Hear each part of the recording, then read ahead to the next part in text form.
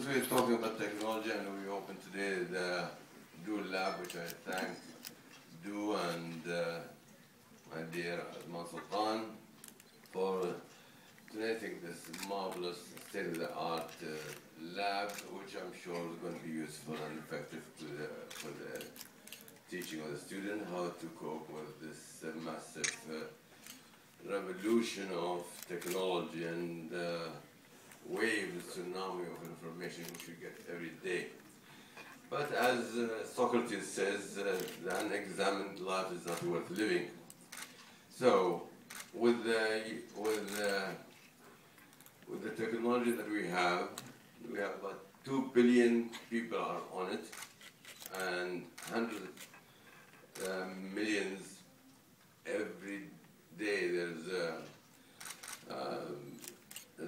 about 370 million on Facebook every week or something, every month. And applications, they just pour in every day. Of course, this technology makes us also be responsible, socially responsible and ethical. It has two dimensions. It is, of course, it has many great potential and way to bring people together from different culture, and it will definitely break many barriers and build bridges between nations and cultures and religions. It also exposes us all to scrutiny by everybody.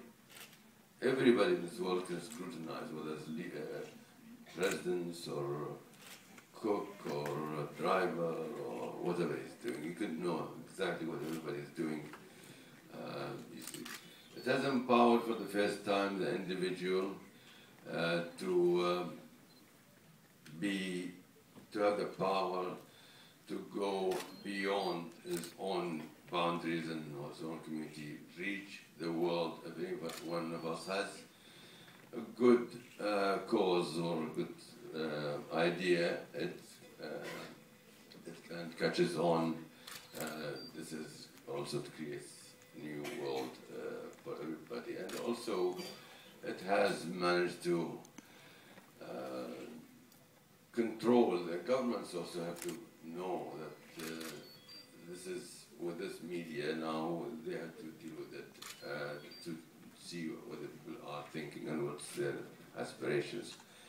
The moral responsibility that we, as much as it is free and as much as accessible to everybody, we should understand there are some issues and some things where we have to take into consideration. The other thing is, I'll tell you about the story about how this media has changed the world and will continue to change. I think it's going to create a new world where education, health, getting together make it easier and make us really one world. And that's how it should be, and make us a good human being. We do good, and I think that's what we created for on this earth, not to accumulate wealth or power, but to do good for everybody. And everybody of us has a responsibility to the humankind and to our human brothers and sisters all over the world. And no matter how small that we can do, it is our responsibility to do something. Let's tell you how this technology changes people's life. We go hunting in Pakistan usually in the winter, but we don't use any guns or weapons, but we hunt with falcons. And we have a mobile company there, and we asked them to put the towers, as one will know, and the area where we hunt, it wasn't accessible to the internet and to the mobile.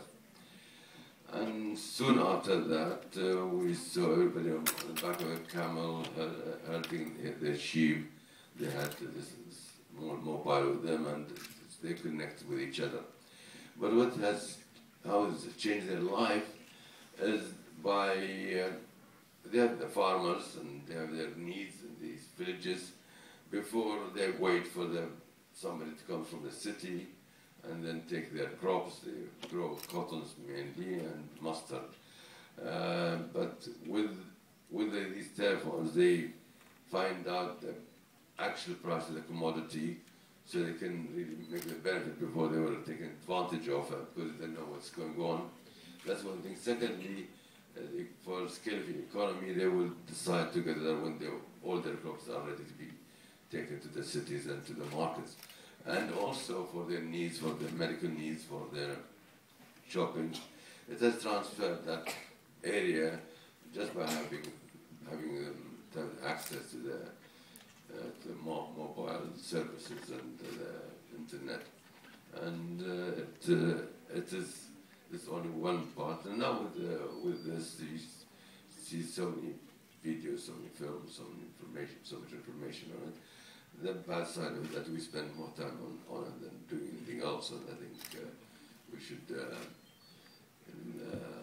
control the time which is spent, especially the children. They spend most of the time on this sentiment. And it's really you can get addicted to it very easily.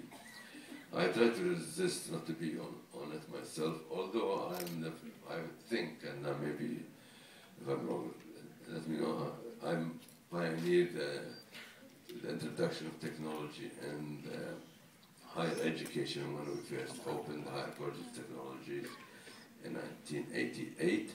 We make sure that everybody have a PC first and a laptop, and now hopefully we're moving into the iPhone, the iPad, I mean. And, so we will hopefully by next year or in 2 years' time, every student will be on the iPad. But with the advancement of technology and on a daily basis, you don't know what's going to be in the next day or two. As they say now, illiteracy is not whether you know how to read or write, but whether you learn something every day. And that's how fast we go. That's how the speed at which the information is pouring into us. And it's amazing that you can go into through the history of mankind, human being. You can know from your bedroom exactly. You can go to the Library of Congress. You can know what's going on. You can tweet. You can send messages. So it is.